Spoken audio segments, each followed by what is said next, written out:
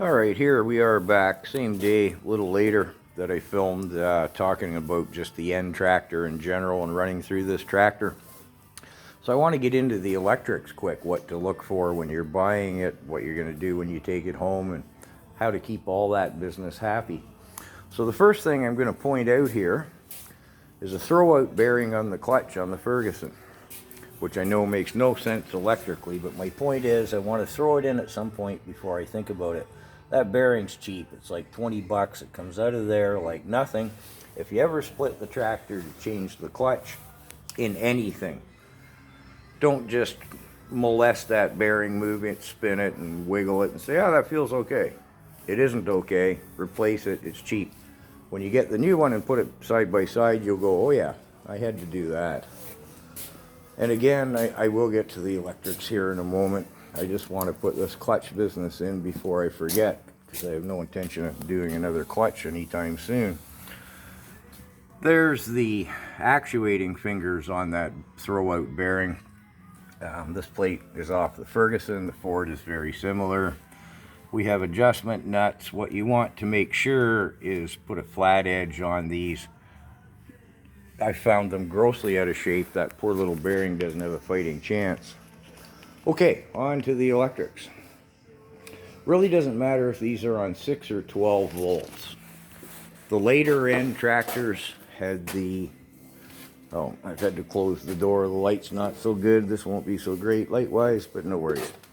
They had a side distributor, would come out in here somewhere. Great, much better. These things, it's buried down in the front. Miserable to try and get to beyond, well, if you're going to put points and condensers in, you pretty well got to pull that hood. We'll come back to that.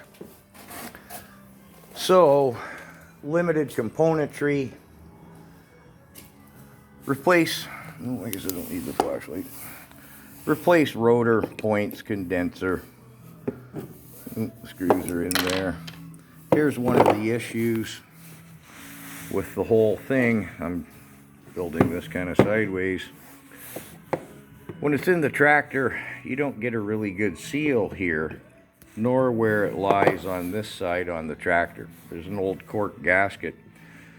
Yeah, they want to take in water there. Be careful when you're assembling it. Oh, I'll go back to the tractor. Oh, can we see it? Yes, it's just held in with those two metal clips. I got some mud and grunge going on there, and you'll see I also blob some silicone on the ends to keep it dry. Don't worry about my work, stick to the theory here. Really doesn't matter again if it's 6 or 12 volt. Don't let these fool you. You want to make sure they make contact where they make contact. Oops, what am I looking at here? I'm looking at my fingers, not the camera. This contact on your cap. These two contacts here. Make sure they're mating where they're supposed to go. They can fool you if they've been compressed. Now, oh, I'm getting ahead of myself. First thing you do, you look at the tractor, you look at the wiring. How hacked has it been? So how many times has it been hacked? What kind of shape are all the connections, the wiring in general? How badly has it been farmered, I say? They're terrible about repairs. Now, so you've gone through your wiring, again, whether you're purchasing it, you know, you've looked, you've followed your coils, your high tension leads, and, you know, the main ground, of course, over on the other side of the tractor, absolutely clean that. Now, coming in here, see this little fella down in here? What is he called? A ballast resistor. Again, it'll be on the 6 or the 12 volt system. See if that'll focus in cleanly on the catalog. Phone doesn't happy focusing. Let's see what. Don't know. Anyways, that will fool you. It will go and you'll chase power through your ignition switch and blah blah blah and down to your coil and everything, and you'll think it's there, and it won't be, because that ballast resistor has given up, and its job, you don't really have to understand its job. It reduces current voltage to the, yeah, light's no good, to the coil. You may as well replace that. What's the catalog show? They're worth 30 bucks. Keep your old one as a spare. When you get the tractor, clean up all of its wiring, check everything, make sure there's no rotted wires and loose connections. Because if you don't, it's going to give you grief. Oh, the light, I forget, the light is not so good. I will go get my flashlight. Sorry, got way ahead of myself on what I was thinking here. This thing is still 6 volt, positive ground. Again, it doesn't matter if it's 12 volt, negative ground, it doesn't matter what kind of you're running. That's the cable from the battery, of course. In this case, again, positive ground. You want to make sure that that ground is ultra clean, and where the starter motor mounts to the well, is it the engine? Yes, it's the engine block. Make sure that is ultra clean, or you're going to have starting problems. The high tension leads, you can buy them as a kit, or in my case, I just went to Canadian Tire and got a universal U-build 4-cylinder kit for, I don't know, 60 bucks or something, 40, I don't know what it was.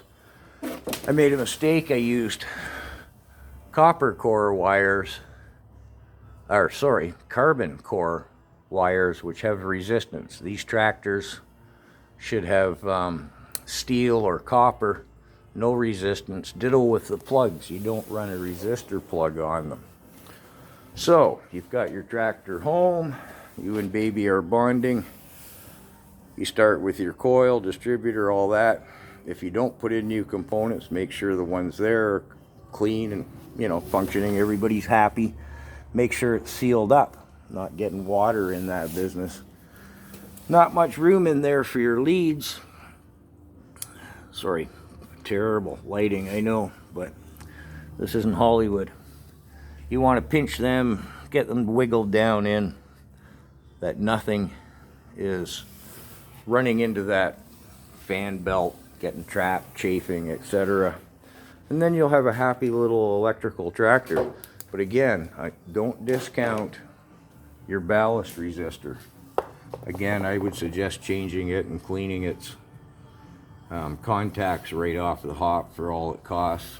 And again, if you're running through your system and everything apparently should be working fine, you've got power. I know that's not focusing, I don't know why. Stay with me, we're almost done anyways. I guess it's the light. Anyways, I keep saying that. And then I lost my train of thought. Oh yes, you've chased everything to and fro from the battery through the ignition to the coil. Everything's good. As soon as you hit your starter draw, no power, it will be that ballast resistor. And that's it for electronics, or electrics would be better expressed. Make sure your wires don't chafe. Make sure your battery doesn't jump around. If you're using these things in the bush, you want everything to be, let's call it, chafe proof. And again, try to do something to keep that distributor area dry. And you should have a happy tractor. That's it. Thanks.